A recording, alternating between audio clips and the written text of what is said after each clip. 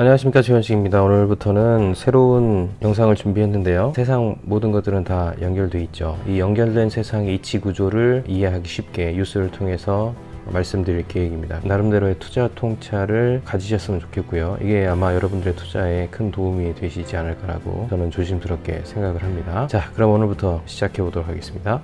일단 원유 문제가 많이 시끄럽죠. 원유는 지금 굉장히 중요한 화두입니다. 전 세계에 지금 이 위기는 세 가지 큰 핵심 요소 때문에 그렇죠. 하나는 질병의 문제, 이 부분에 대한 문제가 해결돼야 되고, 두 번째는 기업 유동성이 지금 크게 문제가 되고 있습니다. 세 번째는 역시 유가 문제. 이 세 가지가 만나면서 지금 엄청난 폭발이 나타난 현상이 지금 여러분들이 경험하시는 모습입니다. 그 중에서 유가 문제를 좀 한번 다뤄보려고 하는데, 지금 유가는 사우디아라비아와 러시아 사이에 팽팽한 긴장이 흐르고 있습니다. 지난 3년 동안 한 3년 정도 된 것 같아요. 제가 뉴스를 하나 올려드렸는데 보신 분들은 아시겠지만 3년 동안 구두로 러시아와 사우디아라비아가 원유 감산에 대한 합의를 했었으나 말 그대로 법적 효력은 없었던 거죠. 그러면서 러시아가 합의를 깨게 됩니다. 그리고 나서 바로 사우디아라비아가 압박을 시작했죠. 4월부터 원유 증산이 이루어질 것으로 보여지는데, 그게 아마 1250만 배럴 정도를 사우디아라비아가 증산하겠다고 얘기합니다. 기존에는 제가 알기로 한 850에서 900배럴 정도 됐던 걸로 알고 있는데, 굉장히 큰 수치의 증산을 하게 되는 거죠. 이것 때문에 지금 전체 시장이 2차 오일 전쟁이 아니냐 뭐 이런 이야기가 나올 정도로 굉장히 큰 피로감에 젖어 있는데, 이것들을 미국의 큰형님이 내버려 둘 리가 없죠. 중재에 나선다 뭐 이런 뉴스가 지금 나오고 있습니다.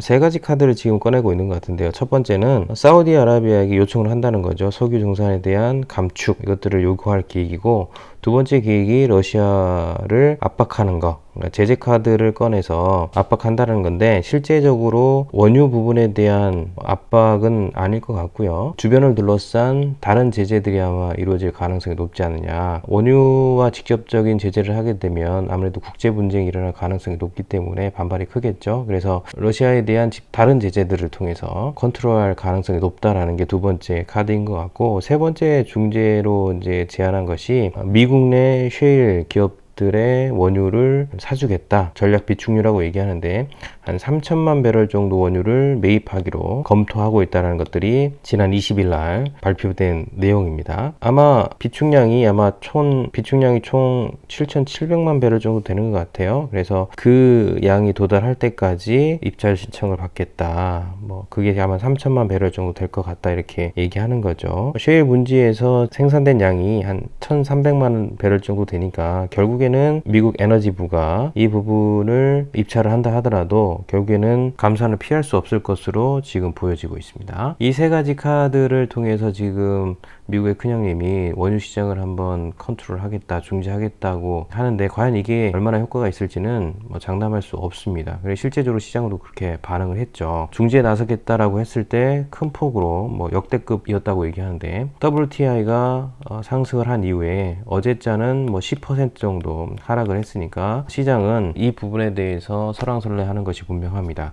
이런 현상으로 봤을 때 국제 원유는 아무래도 20에서 25달러 정도를 선회할 가능성이 높죠. 그러면서 30달러를 치고 올라가는 것은 결국에는 이 세 가지 제재가 어느 하나는 먹혀드는 시그널들이 나와야 된다, 뭐 이렇게 보여지는 상황입니다. 근데 여기서 이제 한 가지 카드가 더 있었더라고요. 미국이 기업을 제재하겠다라는 겁니다. 그래서 이란산 원유를 구입하는 아랍에미리트 5개 기업을 제재하겠다고 발표했습니다. 전체적으로 봤을 때 제가 볼 때는 3+1 정도 되는 것 같아요. 왜냐하면 이란산 원유는 이미 제재를 하고 있었던 부분이기 때문에 이 부분이 크게 효과가 있을까라는 생각은 들지 않아서, 뭐 효과는 있겠지만 3+1의 이런 중재 제안들이 지금 나타나고 있고, 이것들이 시장에 반영되려면 아무래도 뭐 약간의 시간들이 필요할 것 같아요. 문제는 결국에 키는 누가 갖고 있느냐? 사우디가 갖고 있는 겁니다. 왜냐하면 러시아는 이미 합의를 했으면 좋겠다는 제스처를 취했고, 사우디아라비아가 그것들을 거절한 상황이기 때문에 결국에는 키는 사우디가 가지고 있다. 근본적으로 보면 사우디가 얼마나 버틸 수 있느냐, 이 부분이 가장 중요하겠죠. 결국에는 버틴다라고 봤을 때는 두 가지 게임이 될 수밖에 없어요. 하나는 이거는 정치 게임이겠죠. 정치 게임이라는 것은 결국엔 두 가지로 나눠집니다. 국내 정치, 사우디아라비아의 국내 정치의 상황과 미국의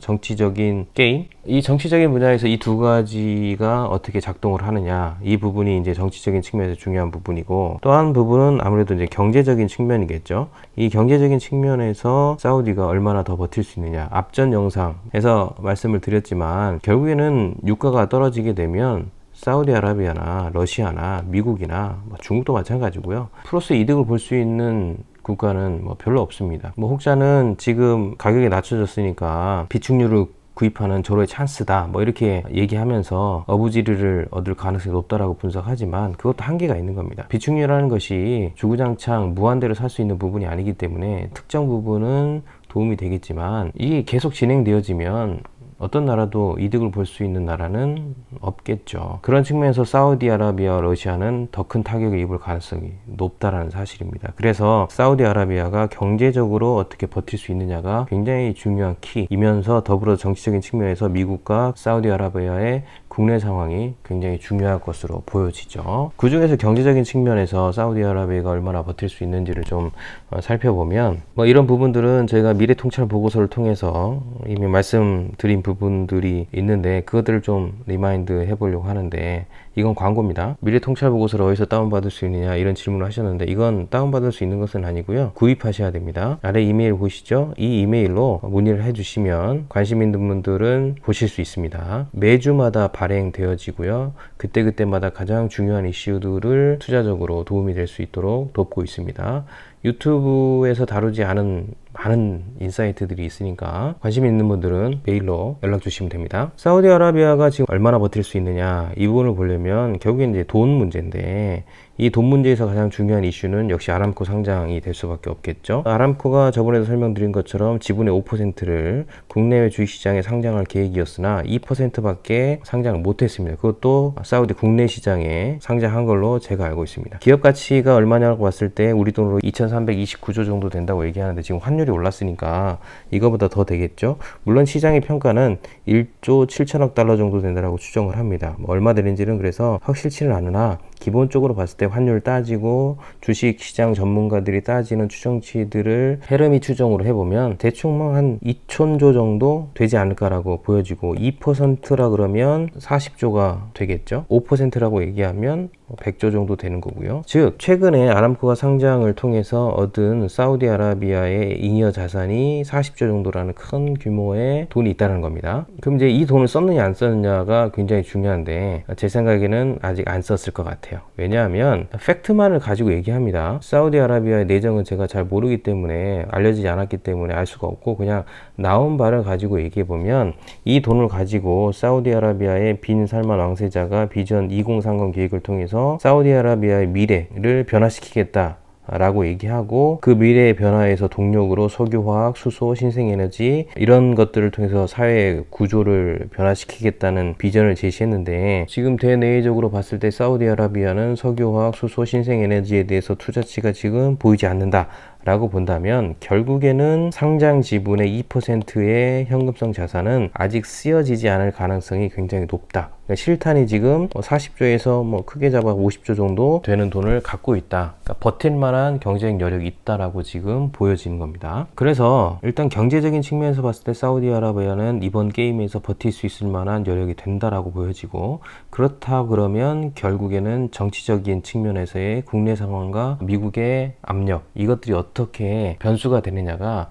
이번 원유 전쟁에, 오일 전쟁에서 굉장히 중요한 포인트가 될 거라고 보여지고, 그런 상황에서 지금 미국의 큰형님이 새로운 제안들을 통해서 사우디아라비아를 구슬리고 있으니까 그것이 어떻게 작동하느냐가 지금 오일 시장에 굉장히 중요할 것으로 보여지고요. 그런 변화가 나올 때마다 제가 다시 한번 여러분께 말씀드리도록 하겠습니다. 자, 이제 두 번째 좀 살펴봐야 될 것은 역시 미국 상황인데요. 미국이 지금 기업들이 무너지고 있다라고 얘기하고 있습니다. 다시 한번 리마인드 해보겠습니다. 지금 전 세계에 경제 위기가 나타나고 있는데, 어려움이 나타나고 있는데, 그 어려움의 가장 중요한 부분 중에 하나가 어디다? 바로 기업이다. 기업의 유동성. 그래서 이 유동성 때문에 지금 달러가 굉장히 수요가 많아졌다고 말씀드렸죠. 지금 금도 믿을 수 없고 채권도 믿을 수 없고 있는 거 다 팔아가지고 기업을 버티려고 하려는 움직임, 작동들이 일어나다 보니까 달러가 지금 굉장히 수요가 커졌다, 이런 측면에서 보셔야 됩니다. 그래서 지금 그 달러 유동성의 문제 때문에 지금 금융권뿐만 아니라 기업, 달러 유동성 때문에 기업들이 굉장히 지금 힘들어하고 있다는 겁니다. 그래서 미국이 슈퍼 양적 완화의 가능성들에 대해서 이야기하고 있는 겁니다. 문제는 뭐냐 하면 미국이 지금 슈퍼 양적 완화 전체 토탈로 봤을 때 지금 이번 위기를 극복하기 위해서 미국 큰형님이 제시한 돈이 1,000조가 넘죠. 그래서 미국을 천조국이라고 얘기하나 봐요. 1,000조가 넘는 현금성 자산을 시장에 푼다고 얘기하는데 과연 그것이 근본적인 문제를 해결할 수 있는 가능성이 있겠느냐라는 것이 굉장히 중요한 포인트고, 시장은 그 부분에 대해서 믿을 수 없다, 해결할 수 있는 가능성으로 보여지지 않는다라고 지금 평가하고 있는 겁니다. 왜냐하면 일단 다우지수가 폭락을 했잖아요. 이게 지금 17일자가 12.93포인트 폭락했는데, 금요일날 날짜로 얘기하면 새벽이 될 테니까 20일로 할까요? 한국 시간 21일 4%가 하락을 했습니다. 전날 5% 정도 상승했다가 전전날이네요. 전전날 5.2% 상승하고 6.3% 하락하고 0.95% 상승하다가 다시 한번 4.5%, 정확하게 얘기하면 4.55%가 하락을 했습니다. 그 얘기는 시장이 지금 미국의 슈퍼 양적 완화, 이 1,000조가 넘는 유동성 자산이 시장에 공급돼도 근본적인 문제를 해결하기에는 좀 역부족이지 않겠느냐라고 지금 평가한다는 사실입니다. 물론 연준이 회사채를 매입하겠다, 이런 제안을 했음에도 불구하고 시장은 지금 그렇게 작동하고 있다는 사실입니다. 그렇다면 지금 이 위중함의 무게를 충분히 이해하실 수 있을 것 같아요. 그러면 동시적으로 한국 시장도 자유롭지 못한 겁니다. 그럼 이제 문제가 발생하는 거죠. 어떤 문제일까요? 미국의 큰형님의 재선의 위협. 이 부분이 가장 큰 이제 아킬레스 건이에요. 지금 주가가 고점 대비 30% 지금 하락을 했습니다. 큰 폭으로 하락이죠. 정확히 얘기하면 제가 다음 영상에도 말씀드리겠지만 지금 35% 정도가 하락을 했습니다. 우리 미국 큰형님이 가장 중요하게 생각하시는 것이 뭐라고 말씀드렸죠? 두 가지라고 말씀드렸습니다. 기억하셔야 돼요. 하나는 GDP. 그러니까 재선을 위해서 굉장히 중요하게 생각하는 것 GDP. 또 하나 뭘까요? 주가. 이 두 가지를 굉장히 중요하게 생각하는 건데, 지금 굉장히 중요하게 생각했던 주가가 지금 2016년도 수준으로 내려간 겁니다. 그러니까 미국의 큰형님이 등판했을 때 그때 당시의 가격으로 떨어졌으니까 지금 아마 속된 말로 뭐가 탄다 그러잖아요. 지금 그럴 가능성이 굉장히 높습니다. 이런 상황에서 18일 날 온라인 이제 배팅 사이트인데, 미국의 배팅 사이트에서 바이든이 앞서기 시작했습니다. 놀랍죠? 1월 초까지만 하더라도 뭐 미국의 큰형님이 압도적인 재선 가능성들에 대해서 많은 언론들이 얘기를 했고 평가를 했고, 지지율도 뭐 49%까지 올랐으니까 범접할 만한 후보가 없었다라고 얘기하는데, 지금 상황 완박하게 지금 역전됐습니다. 1월부터 지금 3월이니까 불과 2개월 사이에 이런 모습들이 보이고 있는 거죠. 얼마나 마음이 조급할까요? 실제로 바이든은 민주당 7차 경선에서 압승을 했습니다.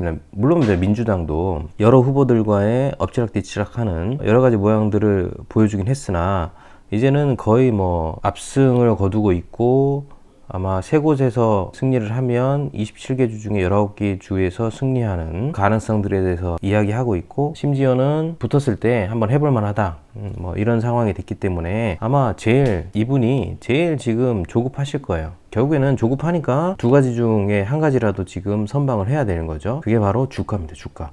GDP는 할 말이 많잖아요. 일단 중국의 얘기를 할 수 있는 거고, 원유에 대한 이야기를 할 수 있는 거고, 근데 이분의 속성을 잘 아셔야 돼요. 어느 마지막 단계에 가서는 다 자기가 했다고 합니다. 항상 그래왔죠. 자기 때문에 이렇게 됐다, 자기의 노력이다, 뭐 이런 얘기를 많이 하시는 분이기 때문에 GDP와 관련돼서 충분히 떠넘기기, 이분은 유체 이탈법 많이 쓰시잖아요. 떠넘기기를 할 수 있는 가능성이 높은 게 사실 이 부분이에요.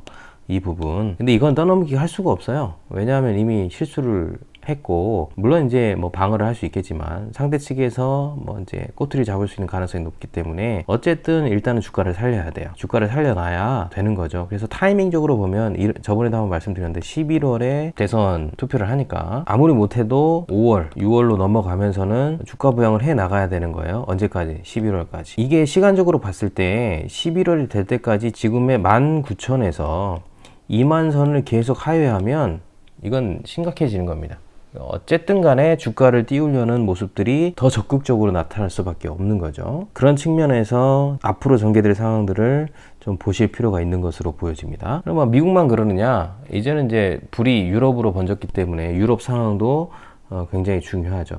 전 세계의 세축 이렇게 얘기하면 좀 너무 과도한가 싶기도 하지만 어쨌든 뭐 규모의 경제니까 중국, 미국, 그다음에 유럽 이 세 축이 지금의 상황을 어떻게 이겨내느냐에 따라서 패턴들은 달라질 수 있고 반등의 모습들도 충분히 달라질 수 있어요. 일단은 중국은 불을 좀 끈 것 같고 지금 미국은 한참 이제 불을 끌려고 하고 있고 유럽은 보이지 않고 그런 상황 가운데 있는데 일단 유럽도 똑같이 미국과 패턴과 똑같죠. 기업 부도를 막기 위해서 수백 조를 푼답니다. 유동성, 기업의 유동성 이 부분이 가장 지금 아킬레스건이라는 거죠. 어쨌든 이 부분이 가장 중요합니다. 이전 양상하고는 다른 거예요. 그래서 지금 유럽도 기업 부도를 막기 위해서 지금 열심히 노력하고 있다.